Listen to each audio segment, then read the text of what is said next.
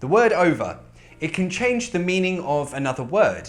It depends if over goes after a word, more specifically a verb, so a phrasal verb, or if it goes before another word, making it a prefix.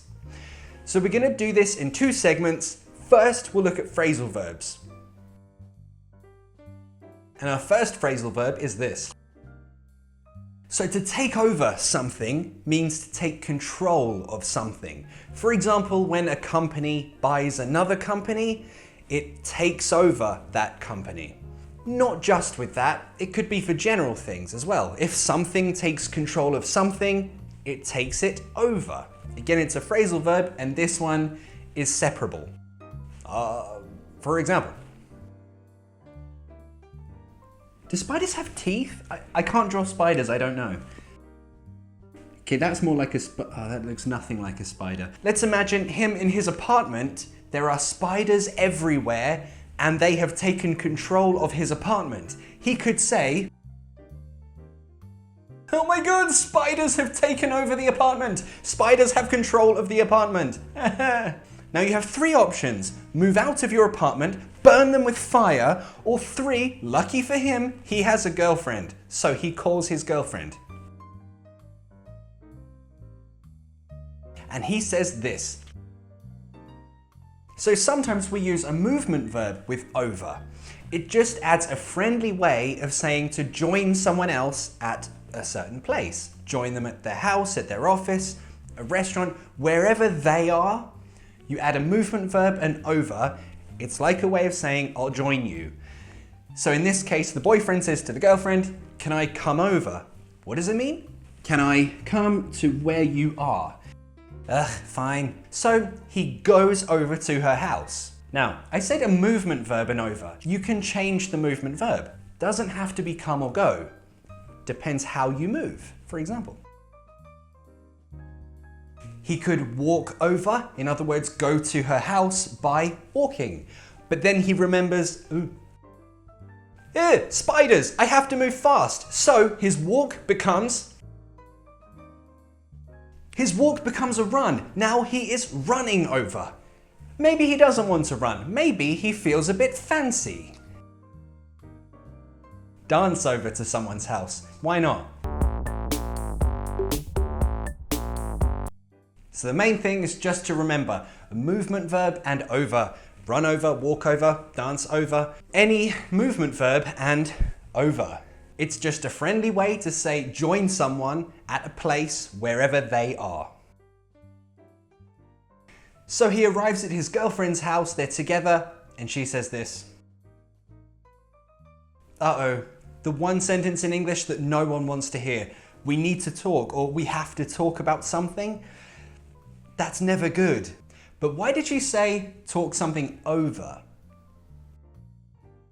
If you say to talk something over, it adds the feeling of discussion, thinking about something in order to make a decision. So it's more common to say we need to talk in this situation, but in this case, she's saying we need to talk something over. And of course, she's talking about the relationship. What do you think she's going to say?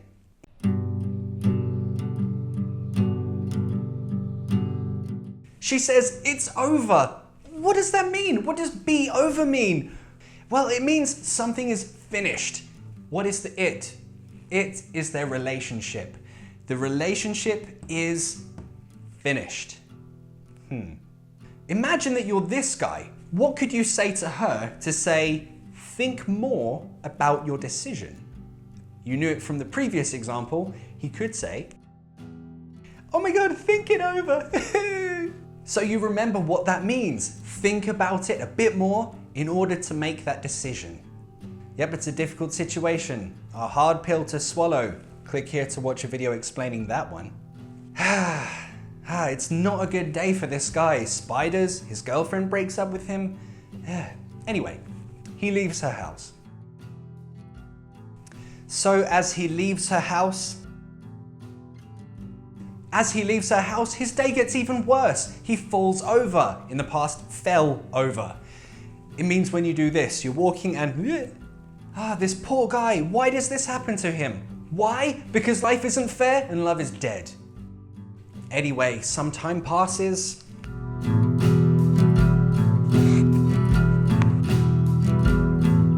Time passes, and he's just eating spoonfuls of Nutella because he feels so bad about his relationship.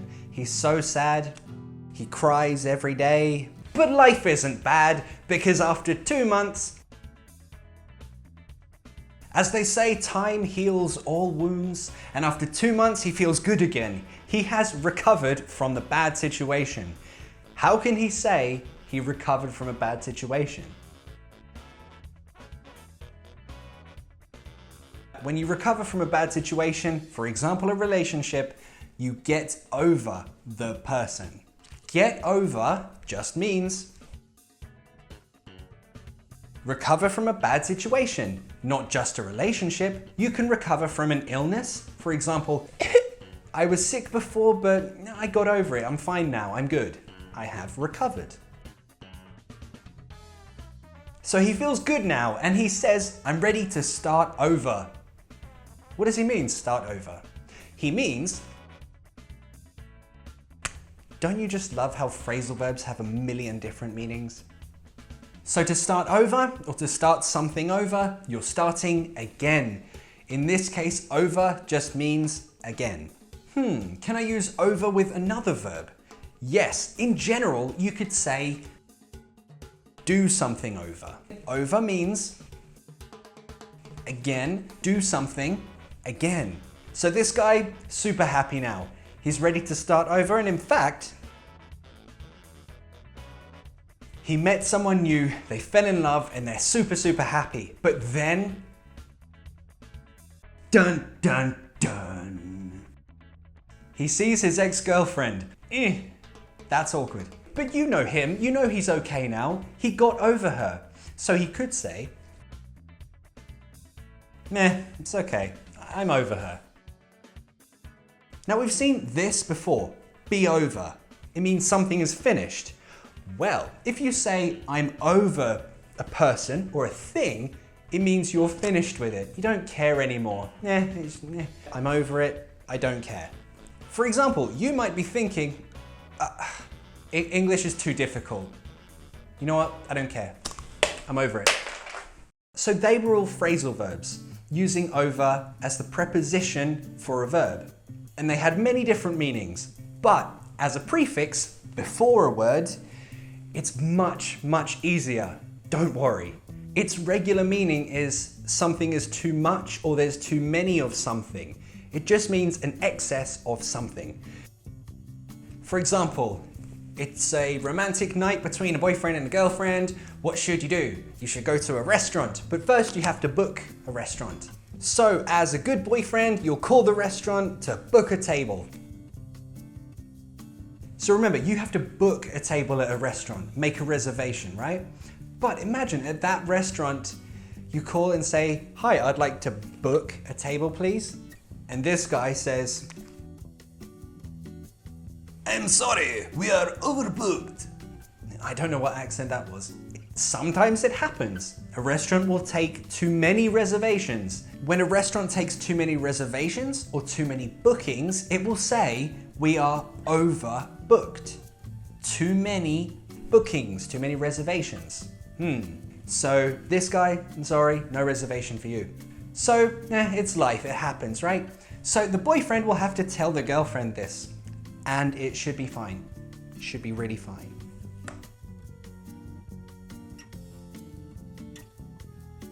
Yeah, the restaurant was overbooked. We have to find another place. So what's a normal reaction to this news? Okay, we'll find another place, right? But no, this girl crazy. What do you mean overbooked? You don't want to go because you think I'm fat. So of course this isn't a normal reaction. Maybe it's too much of a reaction. So if someone overreacts, they react too much. Just remember, as a prefix, very easy. It just means too much of something. So as a sentence, she overreacted. You're starting to understand how to use over now?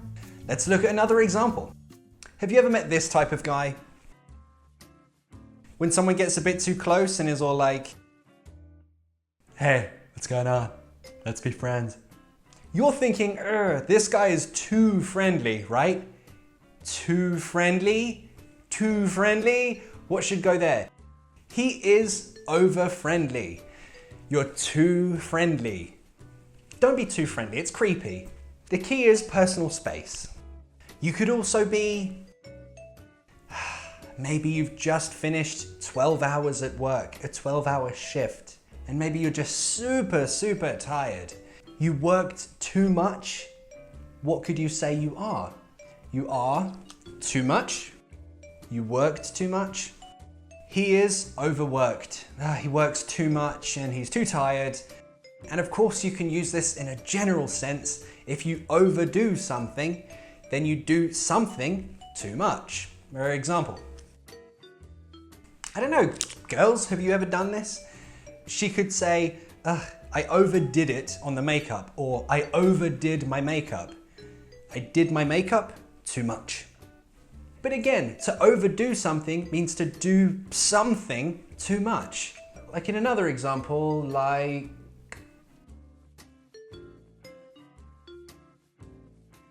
maybe you go out at night and you drink too much, and in the morning you feel like this. Your hair is everywhere, you feel rubbish, you smell like vomit and beer. At this point, she could say, okay, last night, too much. So maybe she overdid the drinking, or in general, her night was excessive, it was too much. Ugh, I think I overdid it last night. I can't feel my face when I'm with you. So those examples were all past and they were positive. Well, let's use something negative and not past. For example, summer's coming, it's beach season soon. So everyone usually goes to the gym, tries to get in shape, but be careful. If you go to the gym and you go every day and you're lifting weights, don't overdo it. Because you might look ridiculous, especially if you overdo the top half and forget about legs day. Never forget legs day. Thanks for watching our class on over. The lesson is almost over, but if you didn't understand everything, if you're not quite sure about something, remember you can watch again and again. You can watch it over and over. If you like our lessons, click here to subscribe. You'll never miss a class again. Or if you want to watch another video right now, you can click here. Or if you want to choose what the next lesson will be, yes, you can do that and support us at the same time. Click here. See you in the next class. Goodbye. Bound to. So the whole sentence, it's bound to rain. Again, you want to say, definitely going to rain. It's bound to rain. Because you know in London, 1 minute it's sunny, the next minute it rains. How sad.